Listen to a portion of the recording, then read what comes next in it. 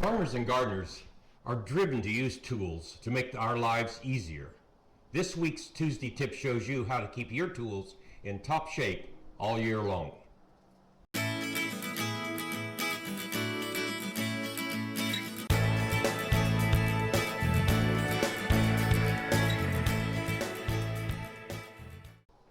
Hi, I'm John, a University of Missouri Extension Master Gardener of Greater Kansas City. For the gardening humans among us, caring for your tools means thinking about three main activities: sanitize your tools, sharpen your tools, and store your tools properly. Why sanitize? Plants, just like our bodies, can be infected by disease. Pathogens can be carried from the soil or from one plant to another.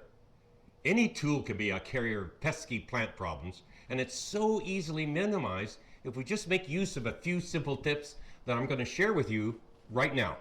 Here's a list of recommended items you'll use for cleaning. You likely have these on hand, or they can be easily purchased. Clean and sanitize your tools right after you use them. Yes, every time. Just taking a few seconds to knock off an accumulated soil and spritz with rubbing alcohol or other disinfectant will greatly reduce the chance of your tools spreading pathogen. Preferred sanitizers are rubbing alcohol, diluted bleach, and hydrogen peroxide.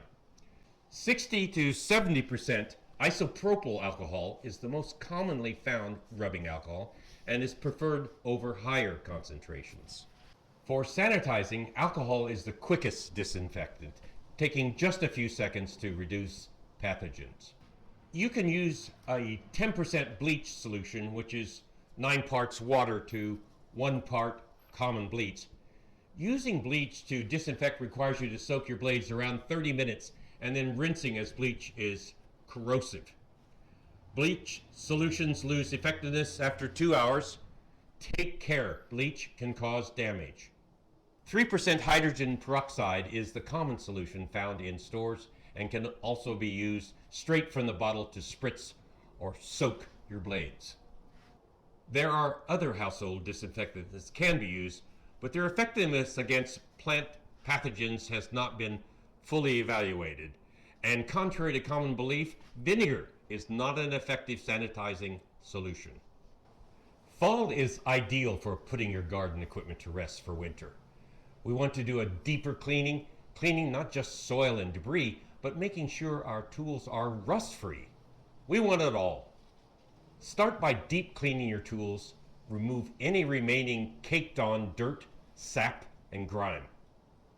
You might need to use a forceful spray, a brush, or another scrubber to get the heavy pieces off.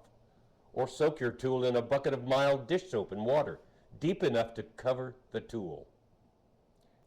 After soaking, you may still need to scrub the surface with a paste-like solution of baking soda and water. To make that paste, use a ratio of 1:1 or 1:2 baking soda to water.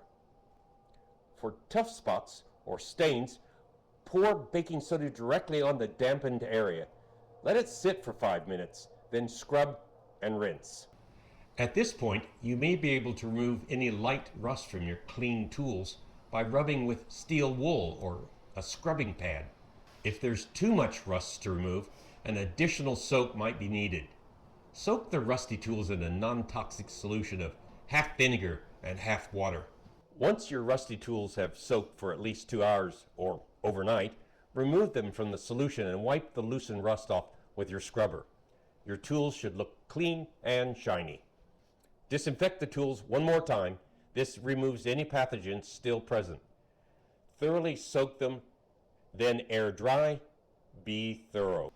After cleaning, sanitizing, and removing any rust, you're ready to do a season-end sharpening. Remember, it's a good idea to wear eye protection and gloves to protect against flying bits. You may not have considered sharpening your tools, but believe it or not, it actually makes digging easier, and sharp cuts do less damage to plant tissue. Just look at this actual garden shovel used over the course of the season. Let's take a look at the items needed to sharpen tools. Safety glasses and gloves, mill or flat file, sharpening tools with a carbide blade, steel wool, vegetable oil, linseed oil, towels for drying. Shovels, hose, forks, and trowels have a one-part construction. The edges are easy to access and are sharpened with the mill file. If you have a work table, secure your tool in a vise or clamp to your tabletop. Otherwise, wedge it into a position where you can comfortably work. The object of sharpening is to remove the uneven and misshapen parts of the edge, restoring a uniform angle all across the blade. Keep the file as close to the original angle as possible. You will sharpen from the front side of the blade.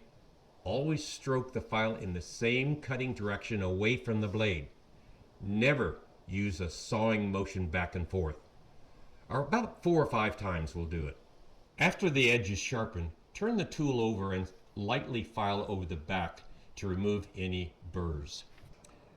The only considerations are that you may not want your hoe or trowel quite as sharp as your shovel. You can certainly control how sharp you make your blade. Trowels often have an aluminum blade. Aluminum is softer than steel, so use a lighter touch.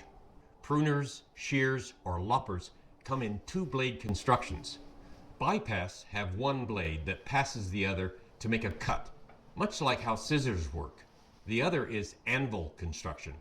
1 blade cuts through the plant tissue against a bottom blade, like a knife on a cutting board. Some pruners or shears can be easily taken apart.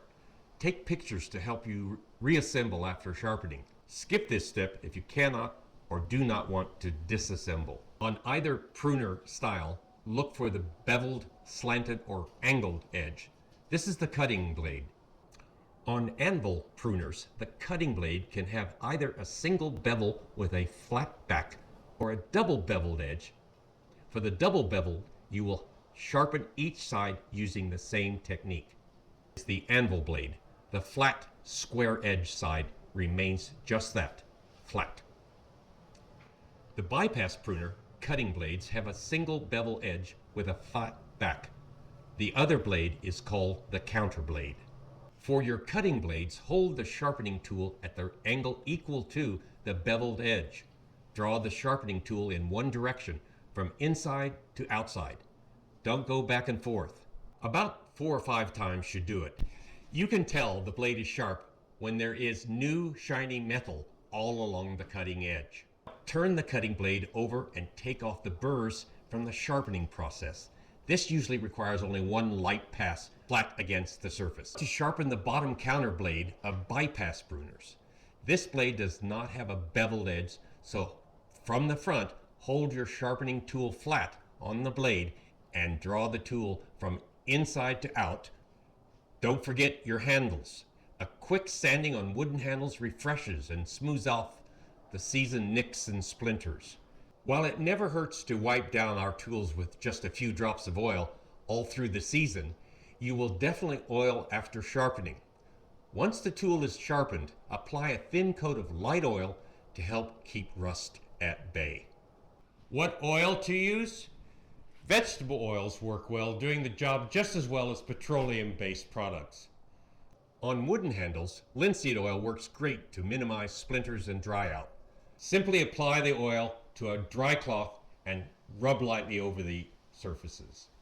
Be sure to get the oil down into the springs and screws of any tool with moving parts. With the growing season behind us, tools cleaned of grime and rust, sanitized, sharpened, and lubricated, it's time to literally hang it all up. Most of us in Missouri have an indoor, out-of-the-weather shelter where we can safely store tools. To hang the larger ones on a rack, business end up, handles down, or stand them inside a large trash can with handles down and heads up. Give your garden equipment an accessible place of its own. Nothing is worse than searching for your pruner because you can't remember where you last put it. Caring for your garden tools, sanitizing, sharpening, storing, saves you real dollars by keeping your tools in tip-top shape. If you like our video, give us a thumbs up. Subscribe to our channel so you don't miss out on our next videos. We'll see you in the garden.